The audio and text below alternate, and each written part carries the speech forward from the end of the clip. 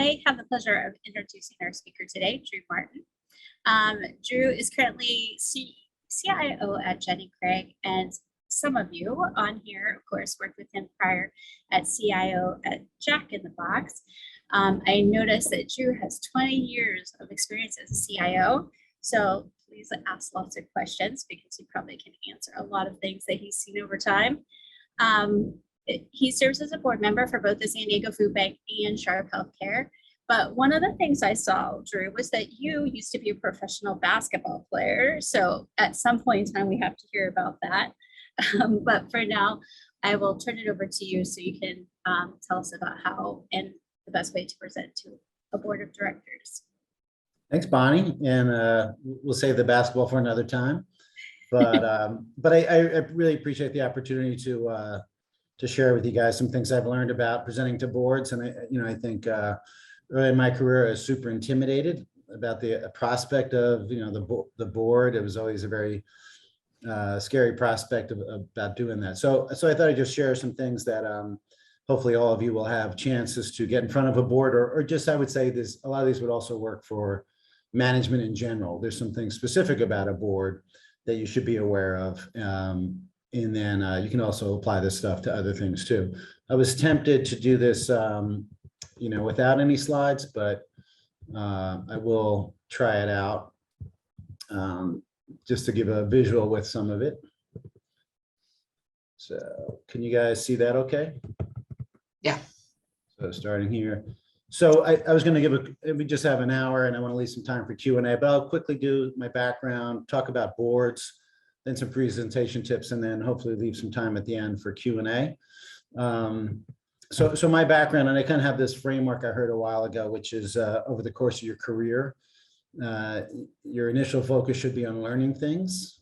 So through school, I went to Cornell, and when I worked at Accenture too, I'd say that my primary focus there was learning. I got paid too, but the real focus was learning. It's kind of my poor man's alternative to an MBA. And then kind of focus more on earning, and really getting into my career at PepsiCo, then Sony, Drive Analytics, if you guys have heard of that, in San Diego. It's a unicorn. I think it's about $3 billion in valuation right now. It's a good company. Jack in the Box, I think everybody knows. And Jenny Craig now, and I also have my own company called Silicon Beach Advisors, where I do some consulting and startup stuff. And then third phase of your career is returning. And so this is where I've gotten a lot of board experience in addition to my professional experience with Jack in the Box and Jenny and DriveCam on boards. But Santa Fe Christian Schools, I was the board chair there, which is a scary thing. Also, Jack in the Box had the foundation, which is a nonprofit that I was on the board of. And as Bonnie mentioned, both San Diego Food Bank, which is a great organization, and Sharp Healthcare and an advisory board. And then Classroom of the Future, I've done some work with too on that board. So that's kind of my background and also just how I think of this. So hopefully this is a way to give back too. But as far as boards, I think three things you want to understand about boards. What is the role of a board? How is that board governed?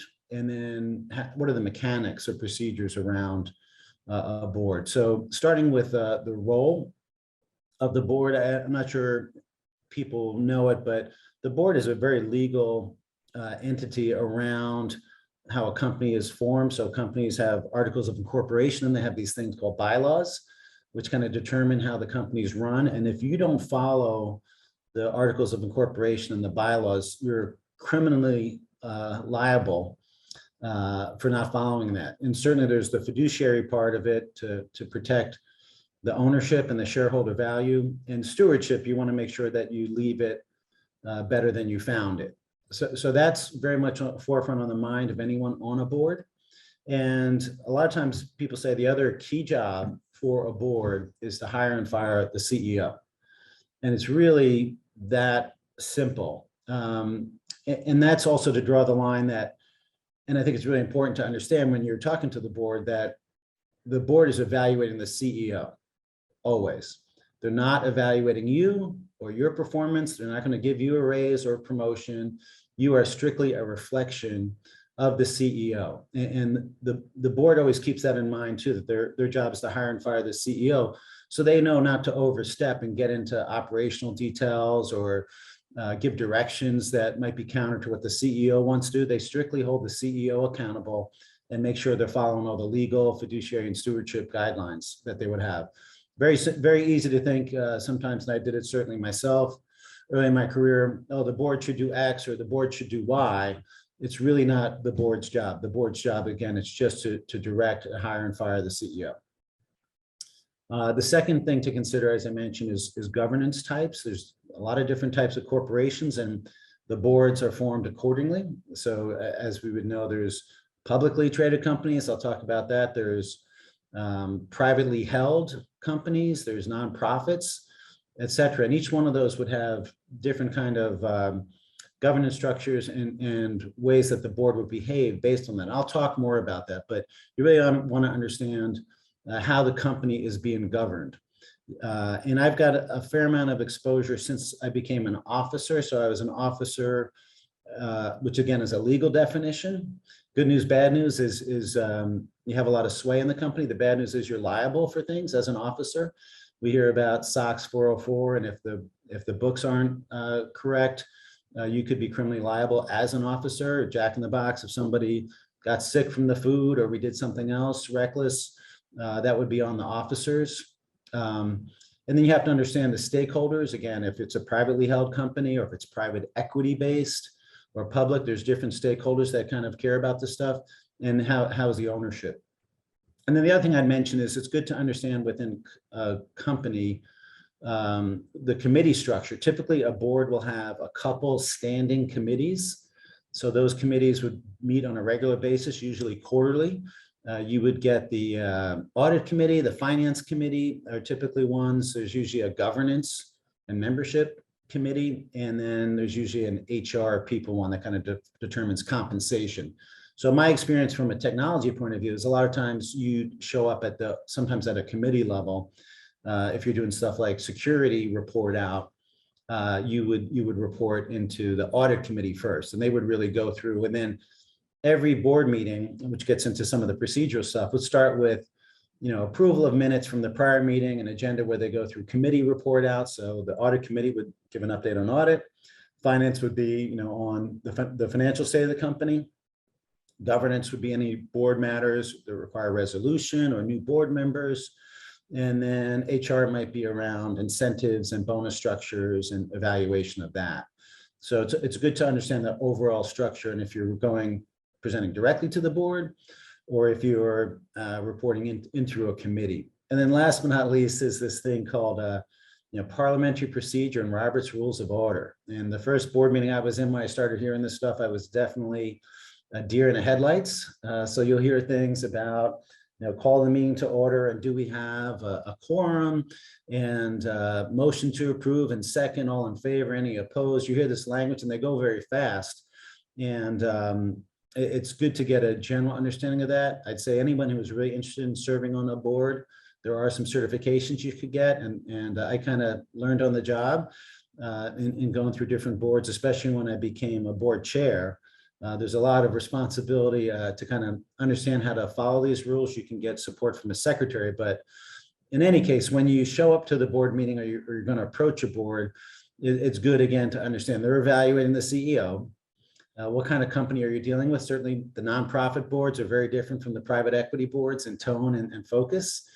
And then understand how the meeting goes. And this is why a lot of times in a board meeting, you won't appear to it. They'll call you in at a certain point because they're either going through the committee report outs, which only officers really need to hear about. Then they have a section where you might present. And then they have other kind of wrap it up, an executive session where they kick the CEO out and they give feedback on the meeting amongst the board members that they'll share back with the CEO after the meeting. So understand the typical schedule and roles of everyone involved, as well as the Robert's Rules of Order, if you want to check that out. So here's some presentation tips. I think the first thing is to really prepare always as you would, but I think in addition to having your slides or whatever, it's really important to know, why are you presenting to the board, right? Typically, the CEO has a reason for having you present to the board.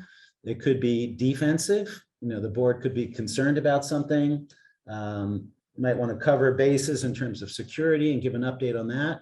But make no mistake about it, you are there for the sole purpose of making the CEO look good. It is not your turn to shine.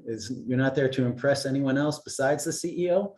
And so you really want to understand that. And again, as I think you do in anything, is you want to know your audience. And I put in some things here that I learned at Sony. I always appreciated different cultures. And so a couple terms that I learned at Sony, one is nemawashi.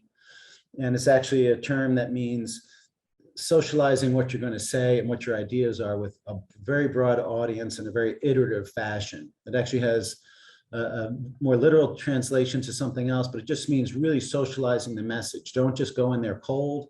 There's usually people who have presented to the board who can give you some scoop on how the board likes to hear things. Every board is a little different. Some people, like a lot of detail. Some just want to get the summary story, etc.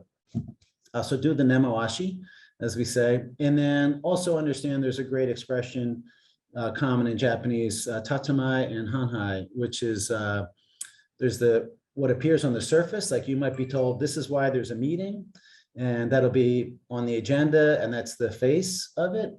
And then there's the true sound, which is why are you really at the meeting? And sometimes those things can be different. So I find that's useful also to kind of suss that out. And again, I think a lot of times we spend a lot of time on getting the slides just right. And, every last word and making sure there's no typos and all that. But I think it's just as important to understand, why are you presenting to the board, right? And in some cases, it can be, on presenting to the board, it can be a very positive thing. You might be considered for a promotion, and the CEO might think, hey, it'd be great if I had so-and-so present, so that when I put this person up for a VP or a promotion, the board says, oh yes, the HR committee says, yes, we remember that person from when she presented, and this would be a good VP level promotion. So again, really understand why you're there, know the audience, and socialize it. And then on the presentation flow, there's a good expression from the startup world called 10-20-30, which is anytime you're doing a pitch, no more than 10 slides. You'll be relieved to know I only have 2 more slides in this presentation, but no more than 10 slides. My favorite, size 20 font or bigger, and then 30 minutes or less, including Q&A. That's usually the attention span. That's why TED Talks are always, I think, 23 minutes or whatever it is. You really want to get it across there. And then we also say, a good adage is tell them 3 times, meaning tell them what you're going to tell them, and then tell them. And then when you're done, tell them what you just told them. And that's usually wraps up, especially for a board that's coming into a topic usually pretty cold, to say, hey, here's what I'm going to talk to you about. Go through it and say, okay, just to recap, X, Y, and Z. That's a good flow generally. And then last but not least, and this is a good, I think, general rule, but again, for board members too, I think what I noticed sitting in board meetings for a while, that you start to realize they're all people. Early in my career, it was just the board, and it was this mysterious, omniscient, all-powerful entity that was very intimidating. But then when you sit through the meetings, you realize there are people, they have families, they have issues, they have things that they're really excited about, things that they're not so interested in. And so there's ways to find that out. But just because they're in that position, don't treat them with too much respect, just be human. And really tell the story, avoid jargon, understand that a lot of these folks, especially when it comes to technology, are intimidated as you might be, but they're intimidated that they don't really know the technology as well as you do. So you don't want to make them feel bad about that. And then the last thing I say is, telling a story. And there's 3 types of storytelling, I say, or 3 things you like to cover. Sometimes it's ethically, like, hey, this is just the right thing to do. If you're presenting potentially on something like DEI or those type of things, you're really speaking to, hey, this is the right thing to do. If you're talking about quality and the culture of the company, you speak to ethos. And then pathos is more the emotional side. If you really think there's an exciting project and you want to get the board excited about it or generate interest. That's more of a pathos type of storytelling. And then last is, which we lean on a lot in technology, but we don't always have to, is logos, which is just logically walk through it and say, okay, if A, then B, and if A, then if B, then C, then if A, then C, kind of logical walking through, kind of dry, but sometimes on a lot of the topics we would do, we would cover that. But so again, just take a step back on the presentation tips, really prepare not just the slides, but know the vibe, know why you're there, know the quirks of the audience, what's the dynamic, is the CEO in good standing, is he or she not in good standing, and what's the real reason versus the advertised reason. Keep it high level, be human, and then tell a story. So then the last part I was going to go over and then open up for QA is I was going to practice what I preach, and I was going to tell a couple stories. I wish I could be in person. It's usually more fun that way, but a couple things that I've observed that you might think about. So when I work with private equity, after a couple meetings, I realized that if you weren't talking to a private equity board about how you were going to make them more money, you sounded like Charlie Brown's teacher. So yeah, and they're polite enough that, you know, when you're explaining, oh, there's this new technology and we think it can do X, Y, and Z, they're attentive and they're listening. But I noticed it wasn't until the financials went up that they physically changed in their seat and leaned forward, and suddenly they're looking at, hey, third quarter COGS, last time you said it was going to be this percent, it's 2% more. What happened there? And they're always spot on. They're like savants on that. So that's just something you need to understand, that a private equity, you know, they're really looking at the numbers and they'll listen and you can give them context. But if you can't get to the numbers and what are you going to do to make them money, you're probably not going to be invited back to that board meeting. So that's my experience very much with Lytics, where we had 8 different private equity.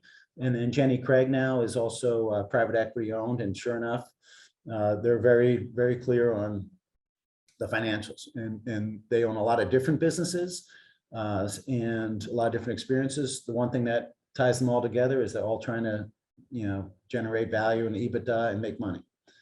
One example I thought I'd share was an example of something that didn't go so well. And this was, we had a new CISO who had just joined at a nonprofit. And the CISO thought, to my point earlier, this was his chance to shine. And what he was going to do was explain how vulnerable the company was from a security point of view after his, you know, 2 or 3 months on the job. And he listed out all these major vulnerabilities and all these terrible things that were going to happen and how bad the security had been. Now, you understand that he's trying to show that there's great opportunity, he's going to do a great job. But what did he really do?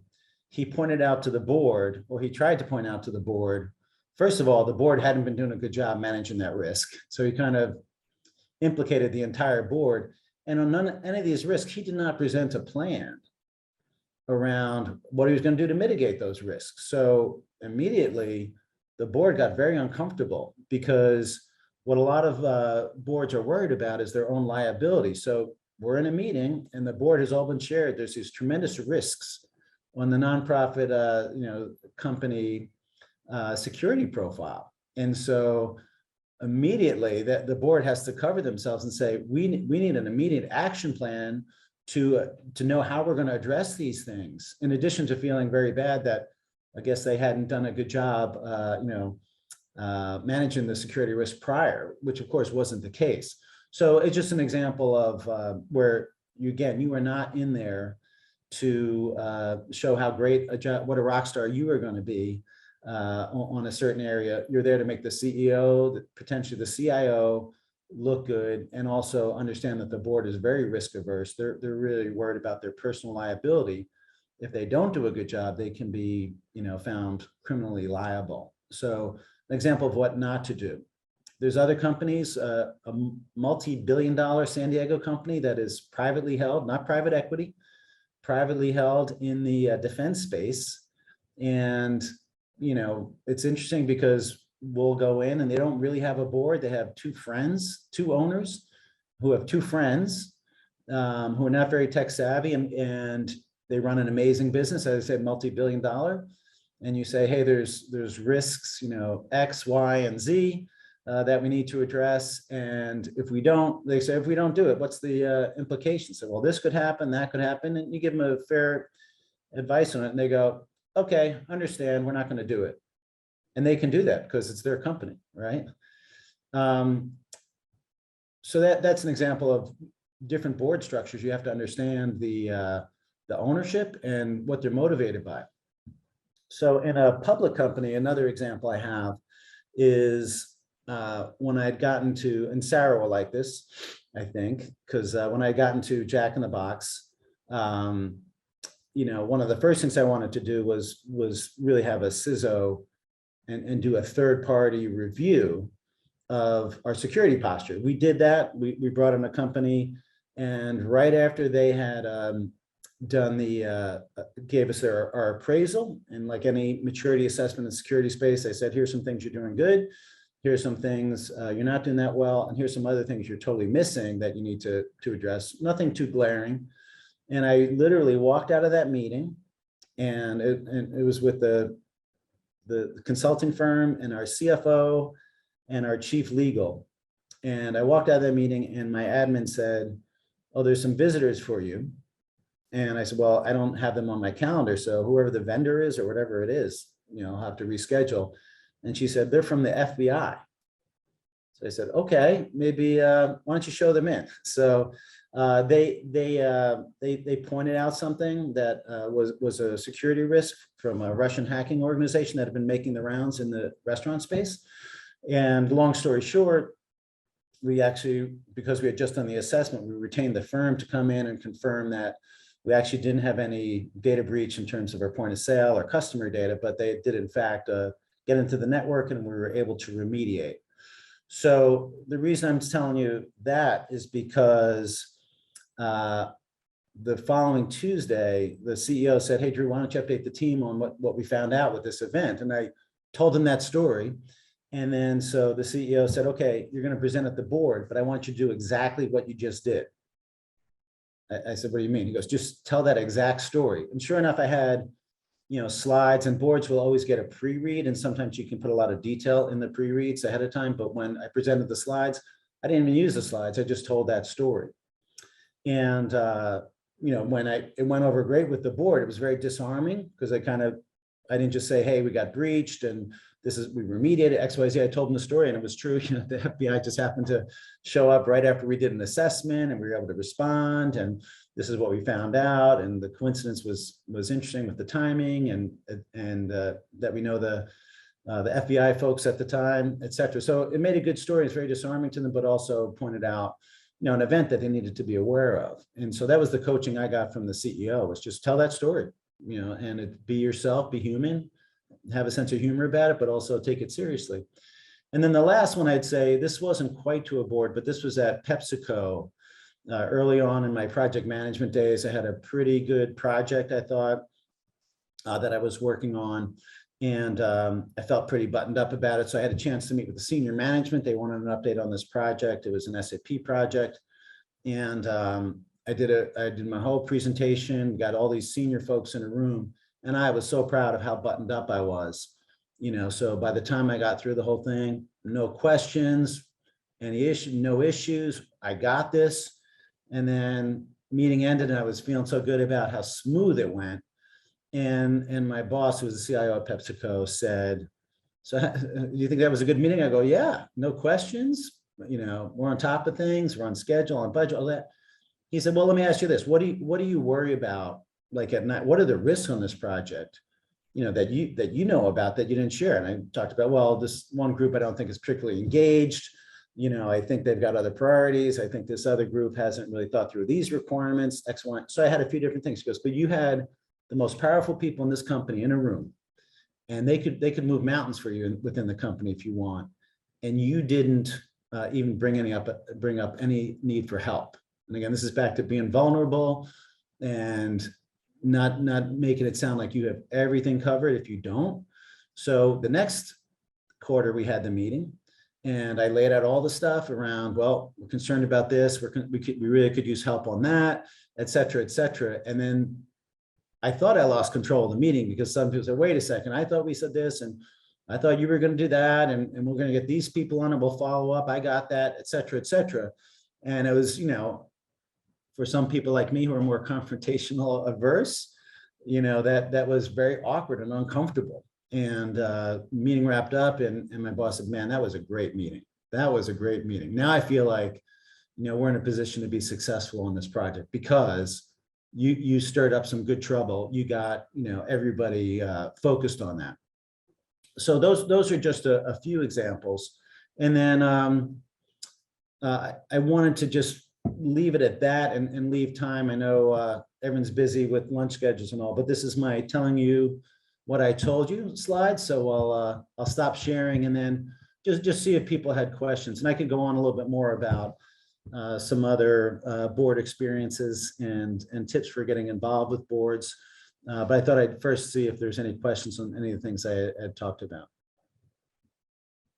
Hey, Drew, this is Olga from Jack in a Box. So I appreciate the stories there that make me smile. We miss you. The question I had is, you mentioned that you had lost control of the board. How did you regain that? Because I think that can easily happen to any of us.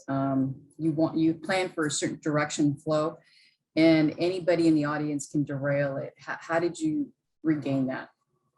Yeah, that's a great question. Probably something I should have mentioned earlier.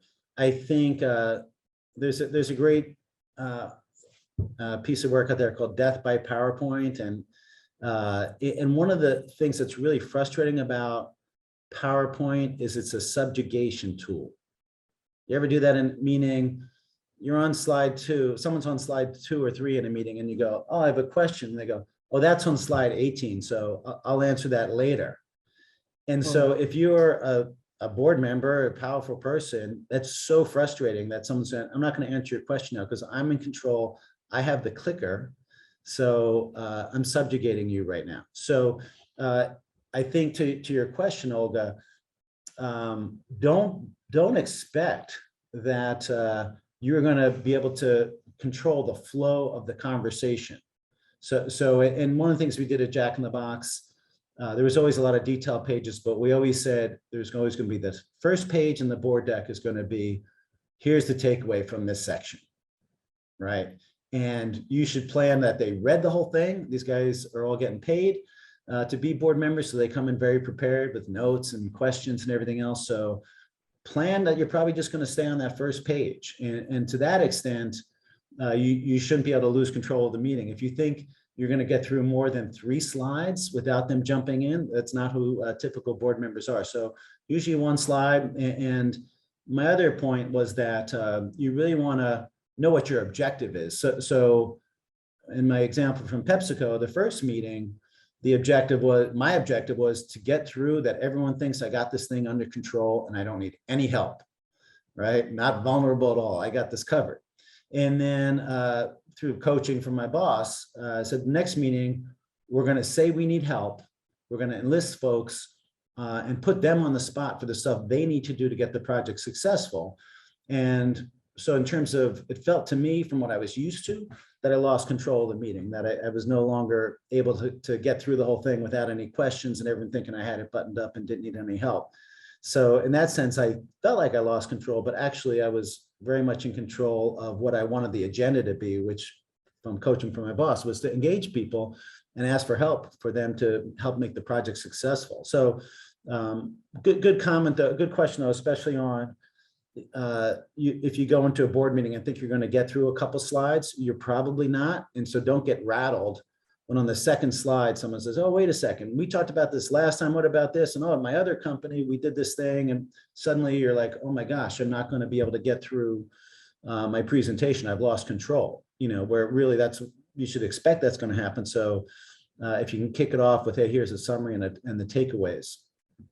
Can be a lot better. And the other thing I've seen someone do very effectively is just using silence as a tool. If your objective is to get information, to start the conversation, say, so how are you guys feeling about this? And then just wait.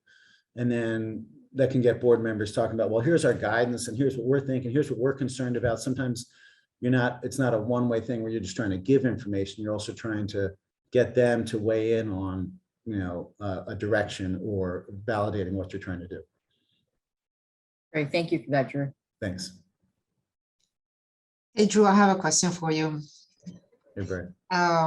So with the arrival of COVID and radically change how we do business, have you seen any difference in how you present to the board since you can't really read the room as much on a Zoom call or things? Has that changed anyway? I don't think that has changed so much at the board level.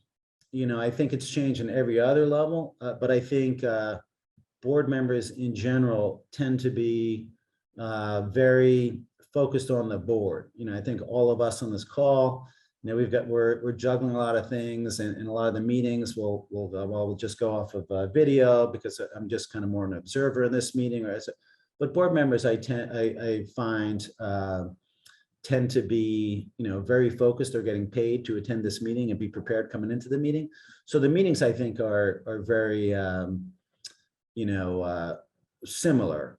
There was at Jack, we did have to train some board members on things like video conferencing, and someone got complimented on how nice their studio looked, and then we had to explain it was a virtual background. It was Jennifer was actually in her garage because her kids were screaming on the other side of the door.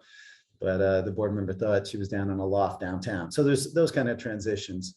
But I'd say the other thing that happens in every meeting is, there's the meeting after the meeting, like during the break, and someone goes, that was good, but I didn't feel comfortable with it. Those are the things that you don't quite get at the board meeting or in meetings in general. There's a lot of conversation before and after the meeting in the hallway that people don't want to bring up in the big forum, but are important to know. So there's some tactics you can do to find that out. But I find, generally speaking, board meetings, about as much as anything, are still the same. All the other meetings, I think, are a little bit different. Questions? I have another one for you, Drew. I remember there was a period of time where we had activist board members, and they were pushing the company to go a certain direction, specifically with Qdoba. Were you guys prepared for that, or was that a surprise? And how did you deal with people that are trying to sway the company to go a certain direction when maybe we're not ready to go in that direction? And how did you handle that? That's an awesome question. And I learned so much through that process, because it's not what you think. We had a strategy at Jack in the Box, and this is all public information.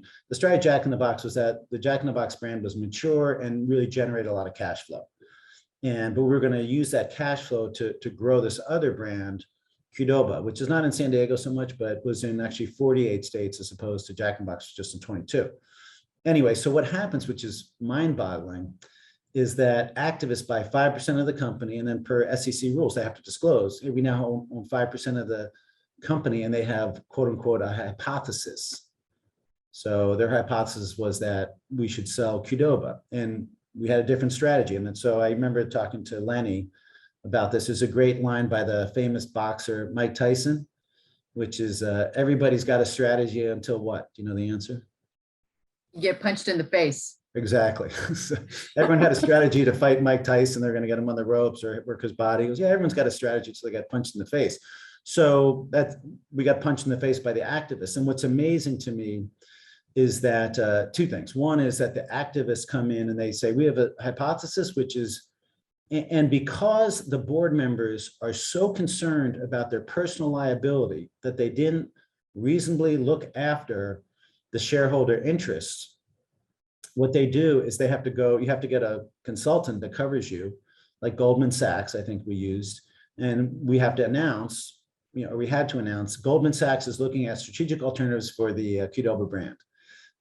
Right at the same time, Apollo, I think it was the activist, comes in and says, we got 5% of the company, we have a thesis.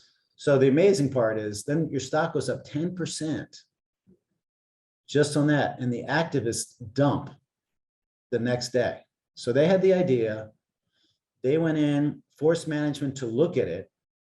The stock goes up 10%, they make the profit, they're out, and us poor IT folks 2 years later are still trying to rip apart the systems and do all those kind of things. So it's pretty amazing. And then the chief legal, you guys know Phil at the time at Jack in the Box, he says, hey, as soon as we file, I think we sold Qdoba for 308 million or so, whatever it was.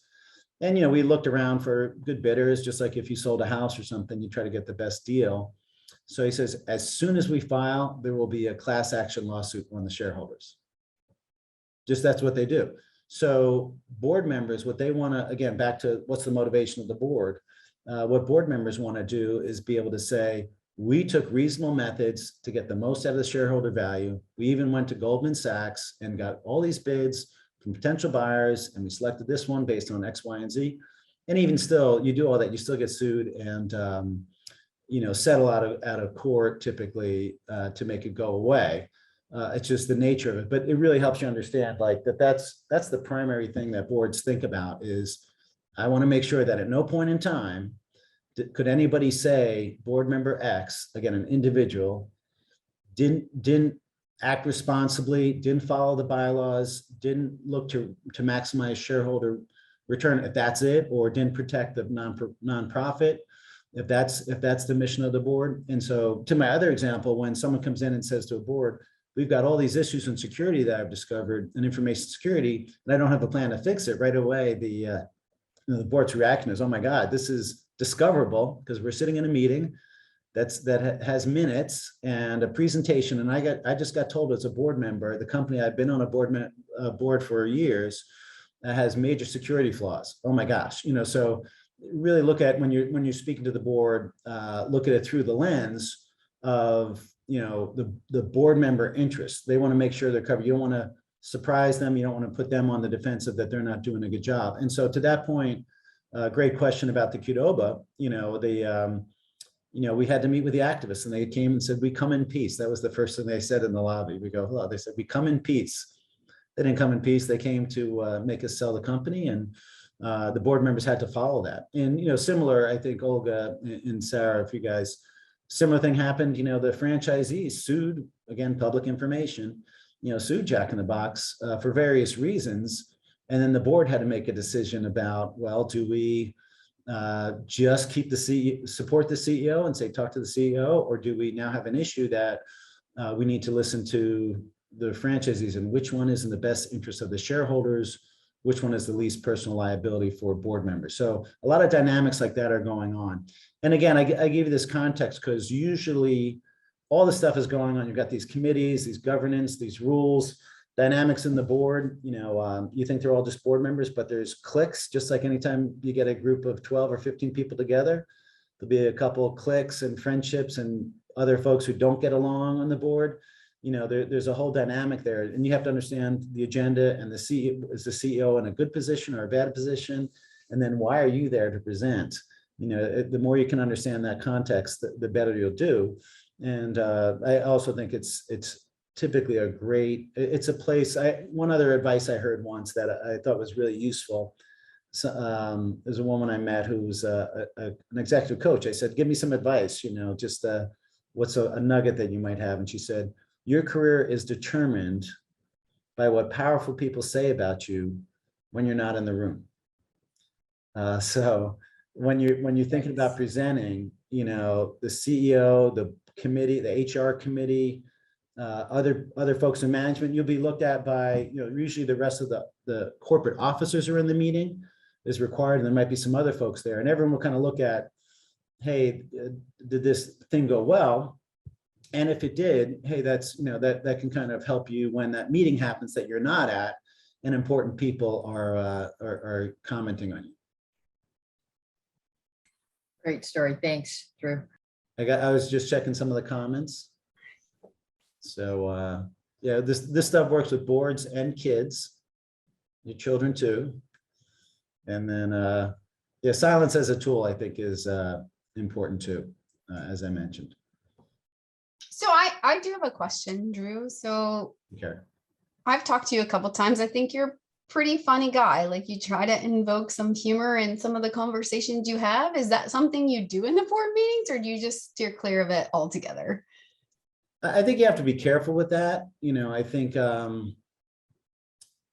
before and after, it's good to have some humor, like make a joke about showing up or getting, if you're struggling to get the slides up or something like that, or the weather, or a joke about current events or something if you can. But I think once you get into the material, you don't want to come across as not being serious about it. And it depends a little bit on the topic. As I mentioned, if you were talking about, hey, here's so-and-so to help us talk about corporate culture and DEI, and it's more of an ethos or pathos kind of pitch, then you can have a little bit more fun with it. But if it's, hey, we want to get an update on our security posture and what we found in our audit, there's probably less humor in that scenario. But I think the point is isn't just about humor, but it's being human and relaxed. And anytime if you see someone presenting, and another board story is happened at Lytics, we said, oh, this one person's been doing a great job, and we want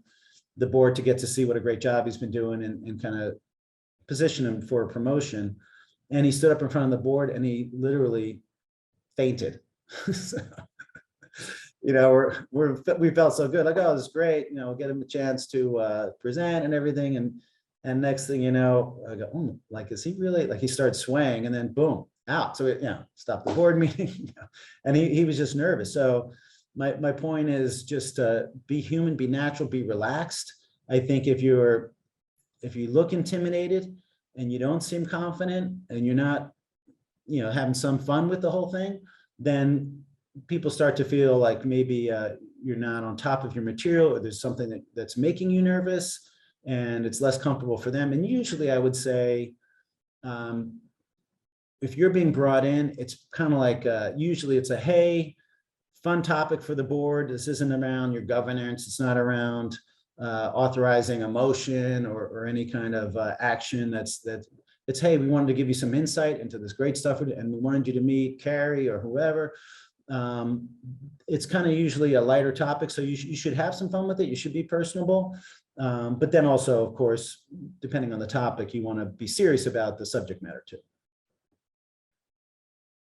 So quick follow-up question on that. Like, I had a CIO, which was hugely into, honestly, not so many words on a slide, more a picture or a story around that. If they're doing read aheads on the slides, it doesn't sound like that's actually something that the board is interested in. Like, it feels like the board would be more interested in, like, here's my slide, here's the bullets I'm going to speak to. But it was very much not a great thing at this company to read a slide. It was about creating a story for a slide and creating some pictures around that story. Yeah, I generally, depends on the topic. I think, as I mentioned before, private equity, they don't want any pictures. They don't even want any words. They just want numbers. And then I think with pre-reads, a lot of times you can put a lot of stuff in the pre-reads that you can get into without, worrying about pictures and all that. But I do think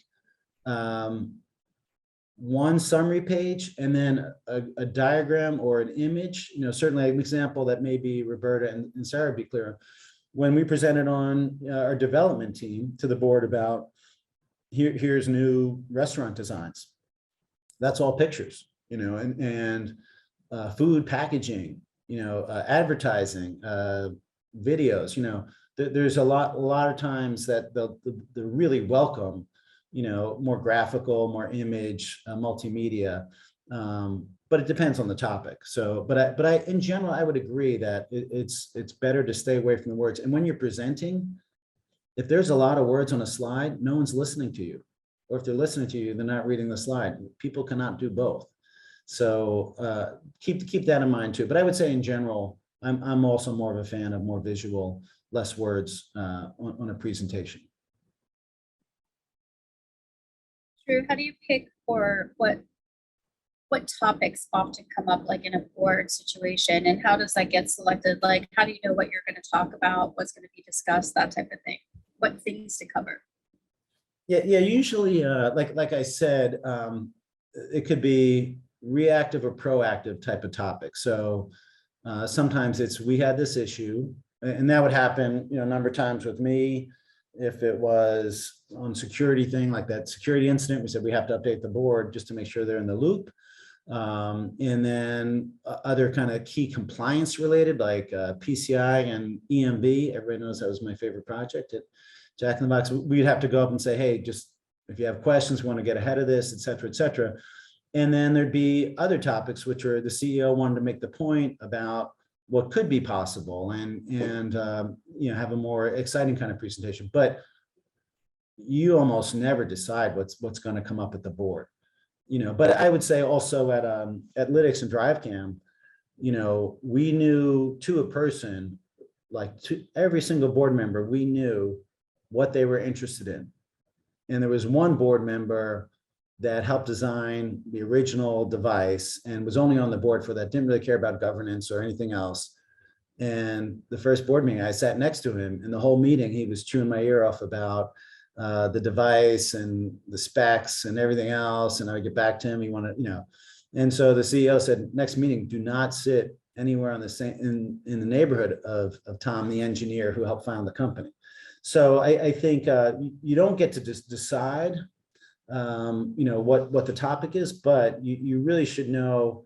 And you guys probably have some familiarity with this, maybe even with your senior management team. Like at Jack in the Box, we had one board member who was great at marketing, wasn't really paying attention so much on, you know, other stuff on the financials and audit and everything. And there was another board member who was all about the audit and loved to get into controls and audit and all that, could care less about marketing. So you need to know, expect, as I said, you're not going to get through all your slides.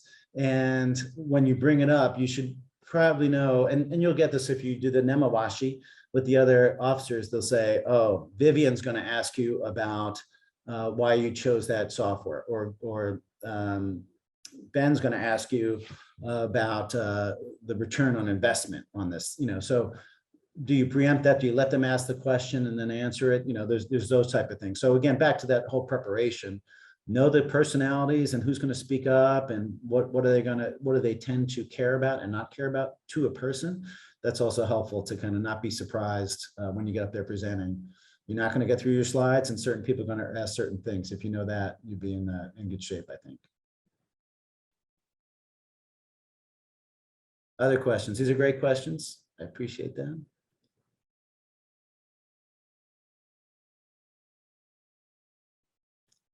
Okay, yeah, so as far as preparing for the meeting, and you guys know my friend Terrence at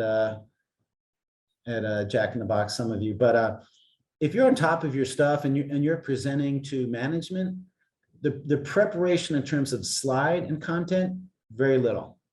And one of the things I appreciated about Terrence, and no one could believe this, but when he would put together slides for me, I almost had no changes. Where other folks, I spent a lot of time really trying to get the message right and to say what I felt like I wanted to say. But so almost no prep time. But to my other point, that's on the slides. The prep time to say, who's going to ask what questions? Is this going to go over okay?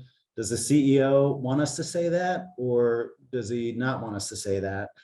That type of preparation we spend a lot of time on. The actual slides and the content, if you're managing your work, you shouldn't have to create a whole new story for the board. It should just be a summary of what you're working on. But the positioning, and is it going to be received well, or is there some concerns that are going to come up that you need to proactively address? All these are kind of the real preparation, not just the content.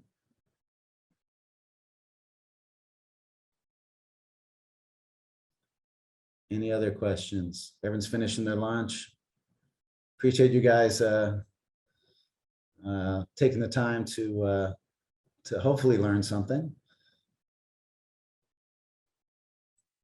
Thank you for teaching us. My pleasure, my pleasure. I wish someone taught me this, my first board meeting, especially the Robert's Rules of Order. You know, when they're like, all in favor, second, oh, what? Huh? Good stuff.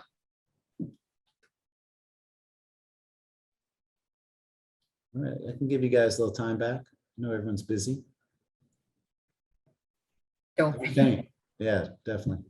Well, Drew, thank you very much on behalf of the WIT committee. We appreciate you taking the time to do this this event for us. And so thank you very much for all the very useful insight.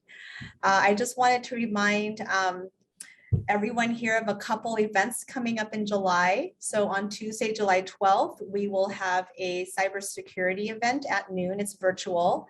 It'll be presented by Robert Ranzulli, and the name of the presentation will be Cyber Threat Landscape, Breach, Now What? So it should be pretty, I don't know, Drew, you've been talking about breaches here, so it'll be very timely. And then the same week, that Thursday, July 14th, we're going to have an in-person happy hour event at Urban Pizza again. So we'd love to see everybody there in person if you can make it. Oh, Bonnie, is there any other closing remarks you'd like to make? No, I think that's it. Thank you, everyone, and thank you, Drew. I Thank really you. appreciate it. Thanks, guys. Bye. Bye. Thank you. Thank Thanks, you. everybody. Appreciate it.